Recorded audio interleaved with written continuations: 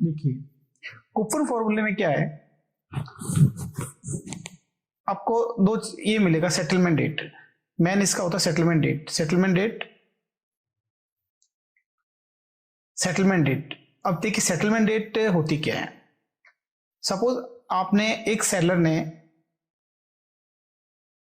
कुछ बॉन्ड बेचा, कुछ प्रॉपर्टीज बोल सकते हैं, कुछ बॉन्ड बेचा है। बॉन्ड बेचा किसको? बॉयर को, जिसने खरीदा है। ए ने बी को कोई चीज कुछ बेचा है। सपोज हम एक प्रॉपर्टी का एग्जांपल ले सकते हैं। अगर हम प्रॉपर्टी किसी से परचेज करते हैं तो क्या होता है, प्रॉपर्टी फर्स्ट ऑफ ऑल क्या होता है, उसका एग्रीमेंट होता है। एग्रीमेंट होने के बाद, फाइनल अमाउंट होने के बाद उसकी रजिस्ट्री वाला प्रोसेस होता है। ठीक है, तो ये जो रजिस्ट्री वाला प्रोसेस उसको क्या बोलते हैं? एक सेटलमेंट बोलते हैं। लेकिन यहां हम इस एग्जांपल को नहीं लेंगे क्योंकि इससे आप कंफ्यूज हो जाएंगे। क्या होता है कि कंपनियों में कुछ शेयर होते हैं जो बॉन्ड होता है, जो क्या होता है, एक सेलर उसको बेचता है, एक बॉयर उसको खरीदता है। ठीक है, तो सेलर क्या करता है, डे वन से इसका प्रोसेस करता है, और जब तक बॉयर को हैंड ओवर नहीं होता कंप्लीट प्रोसेस, और जिस दिन कंप्लीट हो जाता है उसको बोलते हैं सेटलमेंट डेट। कंप्लीट जो एग्रीमेंट हो जाता है, सिक्योरिटी प्रोवाइड कर लेता है, तो उसको अथॉरिटी प्रोवाइड करता है, उसको बोलते हैं सेटलमेंट डेट। और इससे पहले जो भी प्रोसेस होता है उसको हम क्या होता है, बिगिन प्रोसेस। जो बिगिन प्रोसेस पीरियड होता है, यानी बिफोर सेटलमेंट, ये जो बिफोर सेटलमेंट का टाइम होता है।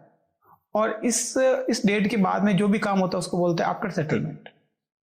ये ध्यान से समझिएगा क्योंकि बहुत कंफ्यूजन होता है इनमें कि सेटलमेंट डे और सेटलमेंट आफ्टर और बिफोर क्या होता है। या दो टर्म चलेंगे, एक तो सेटलमेंट, एक तो होता है सेटलमेंट, और एक होती है मैच्योर डेट।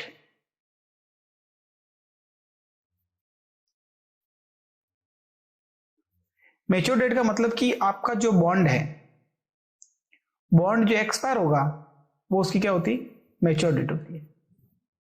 ठीक है, सेटलमेंट डेट वो होती है जिस दिन आपका फाइनल कमिटमेंट हो जाता है कि हाँ ये बॉन्ड आपको दे दिया और आप इसके है।